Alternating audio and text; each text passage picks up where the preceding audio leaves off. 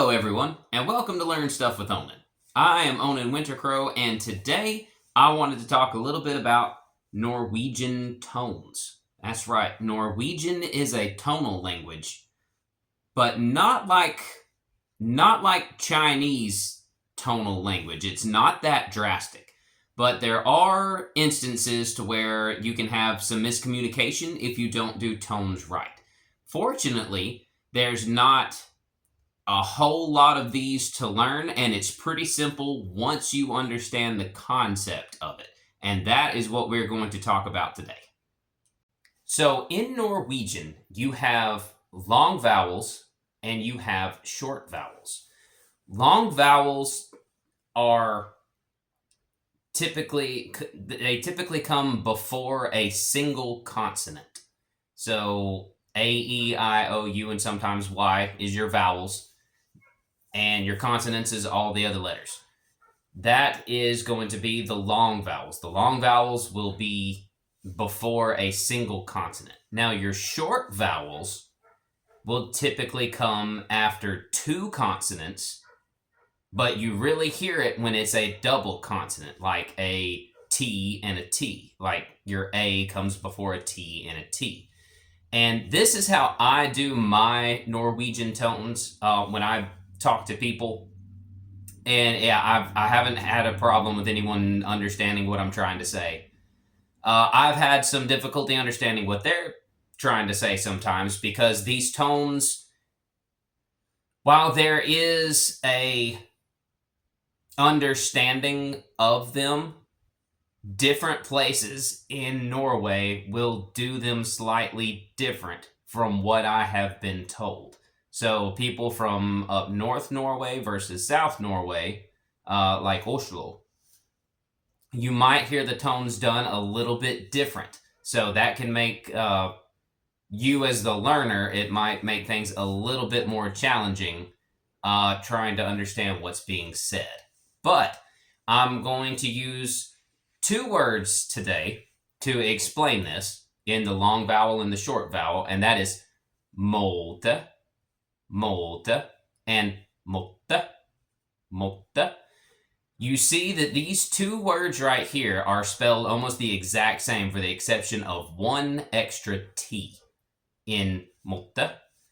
And this is how I do my Norwegian tone. So a long tone, I will make it kind of a U shape and come back up into that sound. Like molte.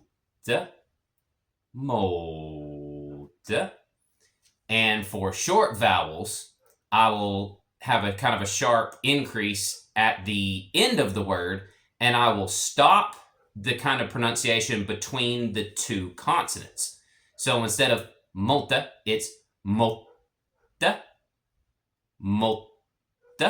So molte and motte. And that is how I do my Norwegian tones. So let's use the word to speak or to talk. So snakke. It has two K's in it. It has an A and then two K's. So that means that A is a short vowel. So I'm going to have kind of a slight pause right between the two K's. So snakke. Now let's say there was not an extra K in that word, and there was just one K. That would become long. So it would be snakke. And that is how I do my short and long Norwegian tones, using these words as an example. And those are great because those are words, snakke and motte, are words that you're going to use often. Another word we can look at is to find, which uses an I and then two N's. So F-I-N-N-E. I'm going to have kind of a pause between the two N's, and I'm going to kind of elongate that N sound a little bit. So fin. And it's not fin. It's not that. It's real quick with the I. Fin. So let's make a sentence using motte, fin, and molte. So, jeg måtte finne en måte. I had to find a way or a path. So, jeg måtte finne en måte. Jeg måtte finne en måte.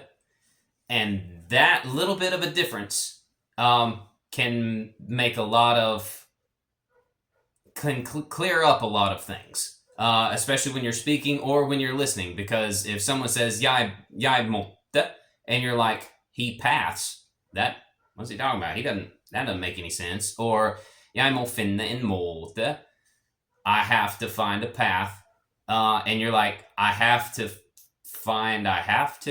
What? That doesn't make any sense. So it's something to practice. It's something to look at. Find you a good dictionary. A good dictionary will kind of tell you whether it's going to be long or short and how to pronounce it. But if you don't have a dictionary, if you just look at the word, this can kind of give you some clues as to how to do that. E is another letter that can be long or short. And a long E isn't just it's kind of A. A good example of this word is like when you're telling someone like what you're called, like what your name is, it's Heter. Well, there's only one T, so that means that the E is going to be a long E. So that is pronounced heter. You kind of see how that E is not a heter. It's not that. It's heter. So it kind of has a little bit of a slide to it as well. So heter. Jeg heter Onen Wintercrow. Jeg heter Onen Wintercrow. It's not jeg heter. It's jeg heter Onen Wintercrow. And you can apply this to all of the long vowels.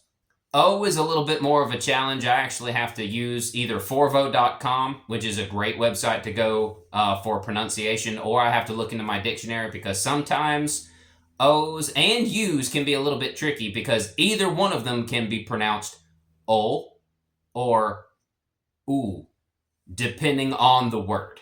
I would like to help you guys out with that, but that's something that I haven't really figured out 100% myself. So I look up a word, I figure out how it sounds, and then I remember it or memorize it as far as U's and O's go. But as far as like E's, I's, and A's, you can use this little trick to help you out.